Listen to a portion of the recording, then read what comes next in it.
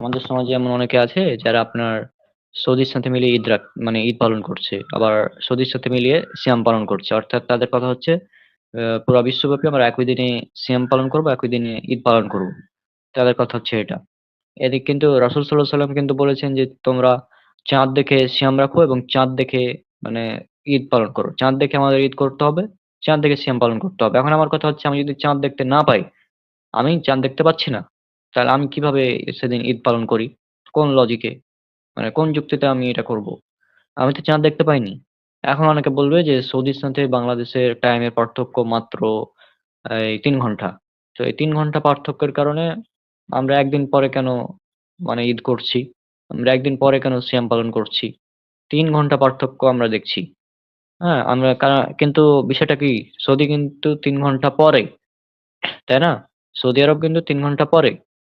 ৩ ঘন্টা পরে হওয়ার পরেও তারা ৩ ঘন্টা আগে আমাদের চাঁদ দেখছে, একদিন আগে। কিভাবে সম্ভব? কারণ আমরা আগে থেকে ৩ ঘন্টা দেখছি। সূর্য হিসেবে ৩ ঘন্টা পরে সৌদি আরবের টাইম, এটা ঠিক আছে। সূর্য পূর্ব দিক থেকে উঠছে এবং পশ্চিম দিকে অস্ত যায়। সূর্য পশ্চিম দিকে অস্ত যায়। আর চাঁদ পশ্চিম দিক থেকে পূর্ব দিকে আসে।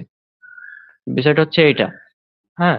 চাঁদ কিন্তু ঘুরে পশ্চিম থেকে পূর্ব দিকে। আর সূর্য ঘুরছে পূর্ব থেকে পশ্চিম দিকে। এজন্য দিনের হিসাব যদি করি, দিনের হিসাবের ক্ষেত্রে এই আমাদের সৌদি আরব, সৌদি আরবে কিন্তু এখন আমাদের বাজছে কয়টা? ২টা ৪১। হ্যাঁ? সৌদি আরবে কিন্তু এখন আপনার বাজবে মোটামুটি ১১টা ৪১ বা ১২টা ৪১, মানে ৩ ঘন্টা কম তাদের টাইম। অর্থাৎ আমাদের এখানে যখন ৯টা বাজবে তখন ওদের সন্ধ্যে ৬টা। হ্যাঁ? তো এই বিষয়টা তো আমাদের বুঝতে হবে। ওখানে যদিও সূর্যের হিসাবে টাইম আমাদের ৩ ঘন্টা ডিফারেন্স। কিন্তু চাঁদের হিসাবে আমাদের টাইমের ডিফারেন্স হয়ে যাচ্ছে ২১ ঘন্টা। 21, ২১। তো যেহেতু 21 ঘন্টা মানে ডিফারেন্স, এজন্যই আমরা একদিন পরে চাঁদ দেখি। গতকাল সৌদি আরব চাঁদ দেখেছে, চাঁদ দেখতে পেয়েছে। এখন অনেকে প্রচার করছে যে সৌদি আরব চাঁদ না দেখেই এয়ার ঘোষণা করে দিয়েছে ঈদের। এগুলো মিথ্যা কথা। হ্যাঁ, ওরা চাঁদ দেখেছে, কারণ চাঁদ দেখার জায়গা একটা না, বেশ কয়েকটা জায়গায় চাঁদ দেখার চেষ্টা করা হয়েছে এবং চাঁদ দেখেছে তারা। সৌদি আরবের আশেপাশে কয়েকটা দেশ চাঁদ দেখতে পায়নি, সেটা তাদের ব্যাপার। তারা ৩০টা রোজা পূর্ণ করবে, কারণ তারা চাঁদ দেখতে পায়নি। হাদীসে এমনটা বলা হয়েছে যে যদি কোনো মানে মেঘলা আকাশ থাকে বা অন্য কোনো কারণ থাকে, অন্য কোনো কারণে চাঁদ না দেখা যায়, তাহলে ৩০টা রোজা পূর্ণ করবে। এটা বলা হয়েছে।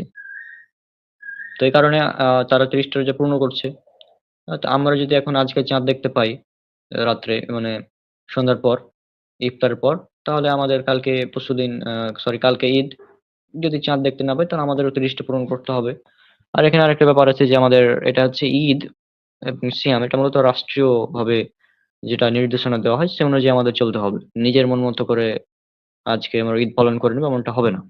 যদি রাষ্ট্র থেকে এরকম ঘোষণা আসে যে আজকে বাংলাদেশে ঈদ হবে, তাহলে আমরা ঈদ পালন করব। যদি বলে যে না, আজকে ঈদ পালন করতে হবে না, আগামীকাল সিয়াম হবে, তাহলে আমরা আগামীকাল সিয়াম পালন করব। এটা রাষ্ট্র থেকে যেমন ঘোষণা আসবে তেমনটা আমাদের পালন করতে হবে। এটা এমনই এই ইবাদতটা, ঈদ, এবং এটা সামাজিক ইবাদত এক কথায়। হ্যাঁ, এখন আরেকটা অ্যান্টিভেনাম নিয়ে যান, যে তারা বলছে যে পৃথিবীর কোনো জায়গায় যদি চাঁদ উঠে তাহলে আমরা সেই খবর পেয়ে যাচ্ছি ইন্টারনেটের মাধ্যমে। তো আমরা এই জন্য আমরা সিয়াম পালন করছি, এদিন ঈদ একসাথে পালন করছি। তো সৌদি আরবের সাথে কেন? সৌদি আরবের আগে চাঁদ উঠে না? সৌদি আরবের আগে তো বেশ কিছু দেশে চাঁদ উঠে। আমেরিকাতে চাঁদ উঠে কোনো কোনো বছর, সৌদি আরবের আগে। হাদিসে তো উল্লেখ করা আছে যে সহিহ মুসলিমের হাদিসটা যদি আমি বের করি, এই হাদিসটা বের করে যদি পড়ে শুনিয়ে দিই, তাহলে এই নিয়ে বিভ্রান্তি থাকা মানে উচিত নয়। আমি হাদিসটা বের করছি, ওয়েট। এটা হচ্ছে, আমি হাদিস নাম্বারটা বলছি। সহিহ মুসলিম খুলবেন। সহিহ মুসলিম আহ ইন্টারন্যাশনাল নাম্বার হবে ১০৮৭।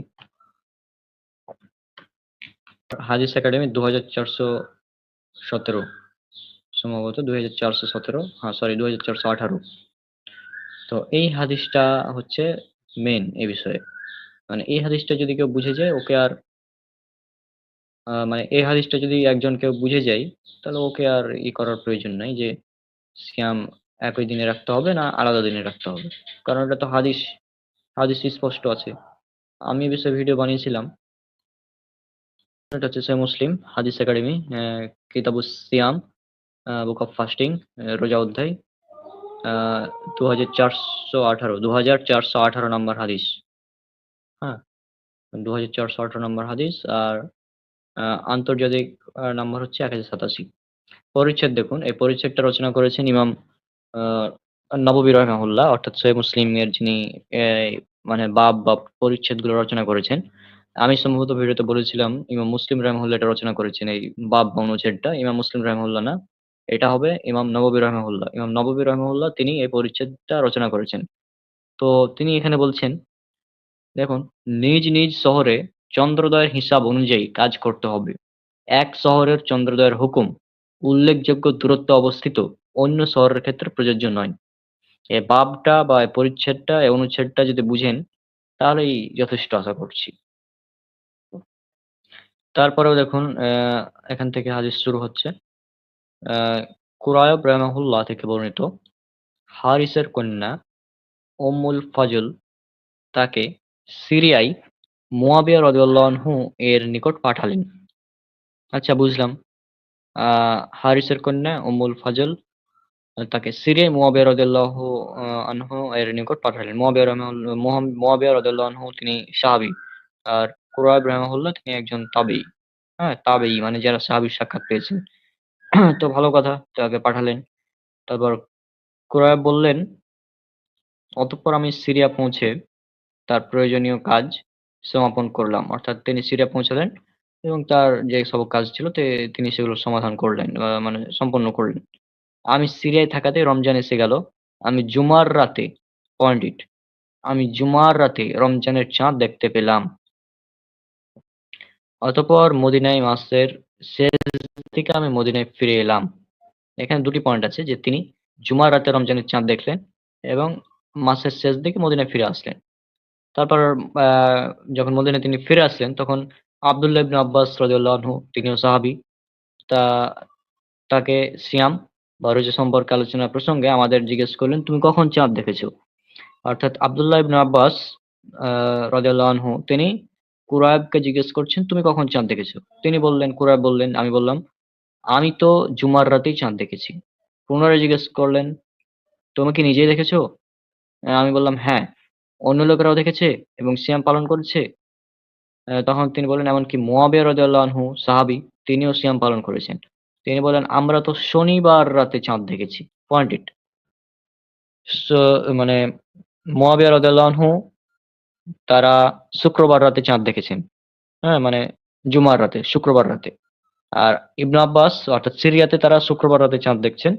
আর ইবনু আব্বাস তারা দেখছেন শনিবার রাতে চাঁদ। হুম। তারপর বলেন, আমরা 30টি রোজা রাখবো, অথবা এর আগে যদি চাঁদ দেখতে পাই তখন আমরা ইফতার করবো। ইফতার মানে রোজা ভেঙে ফেলা, অর্থাৎ রোজা ভেঙে ফেলা, শুধু রোজা না, মানে ঈদ করা এক কথায়। এই ইফতার মানে ঈদ করা এখানে। আমি বললাম, আপনি কি মুয়াবিয়া রাদিয়াল্লাহু আনহু এর চাঁদ দেখা ও সিয়াম ও রোজা পালন করাকে অর্থাৎ রমজান মাস শুরু হওয়ার জন্য যথেষ্ট মনে করেন না? এখন দেখেন পয়েন্ট, এখানে গুরুত্বপূর্ণ পয়েন্ট।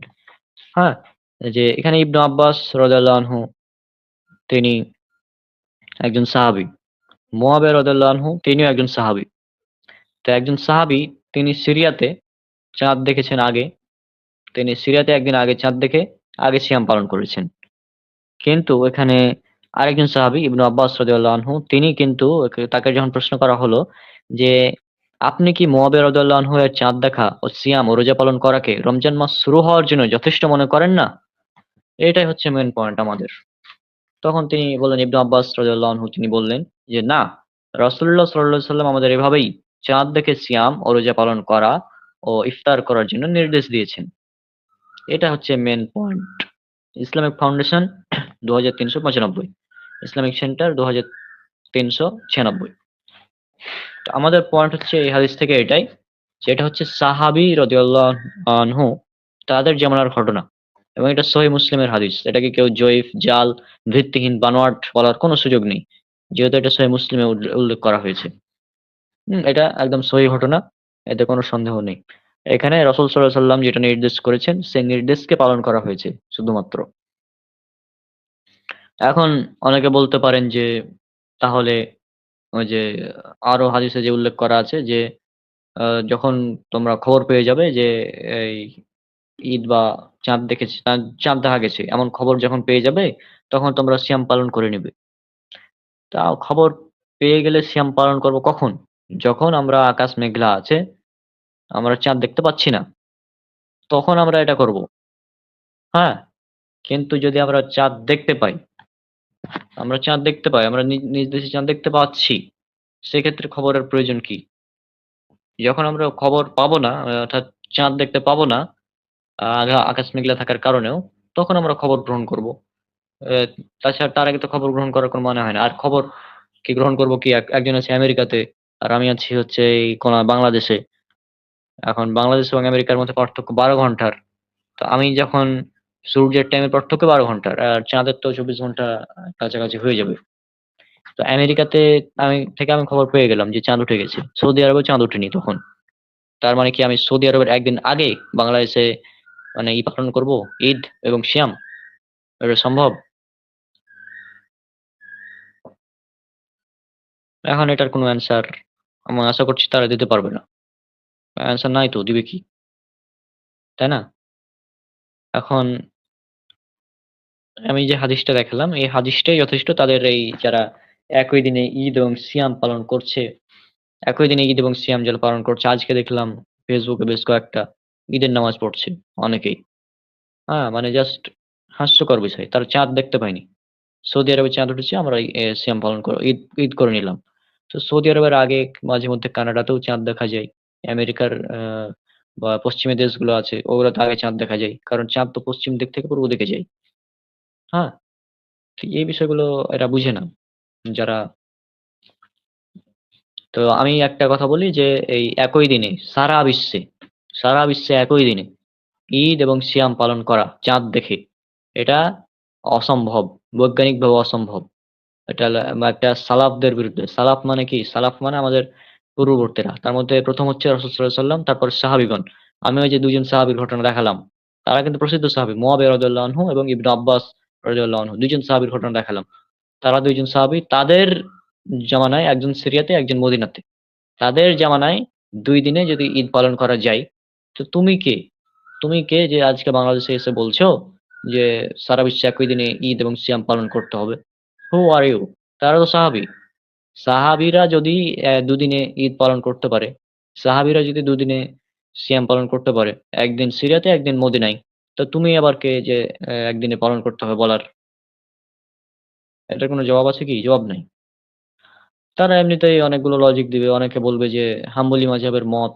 অনেকে বলে হাম্বলী মাযহাবের মত এটা ঠিক আছে। হাম্বলী মাযহাবের মতে কোন বিশ্বে মানে বিশ্বের কোন এক জায়গায় যদি চাঁদ দেখা যায় তাহলেই তাদের জন্য ঈদ এবং সিয়াম। এটা হাম্বলী মাযহাবের মত। তো এটা হাম্বলী মাযহাবের মত নিয়ে আমি কি করব? হাম্বলী মাযহাবের মত হোক, শাফি মাযহাবের মত হোক, আমরা কি মাযহাবের মত অনুযায়ী চলবো?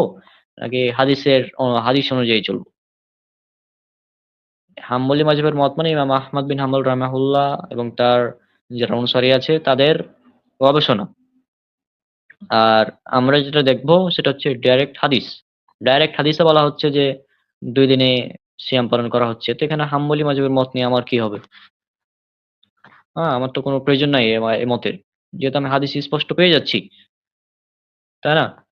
আর এই স এই প্রশ্নের মানে এইগুলার সমাধান তো অনেক আগে করে দেওয়া হয়েছে।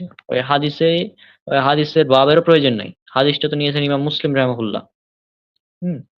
ইমাম মুসলিম রাহিমাহুল্লাহ হাদিসটা সংকলন করেছেন এবং হাদিসটা তো অনেক আগের সাহাবীদের ঘটনা। এখন সাহাবী বলছেন যে রাসূলুল্লাহ সাল্লাল্লাহু আলাইহি ওয়াসাল্লাম আমাদের এভাবেই বলেছেন চাঁদ দেখে সিয়াম পালন করতে, চাঁদ দেখে ইফতার করতে মানে ঈদ করতে। তো চাঁদ দেখে সিয়াম এবং চাঁদ দেখে ঈদ আমাদের করতে হবে। এটা হচ্ছে মেইন পয়েন্ট। মেইন পয়েন্ট হচ্ছে চাঁদ দেখা।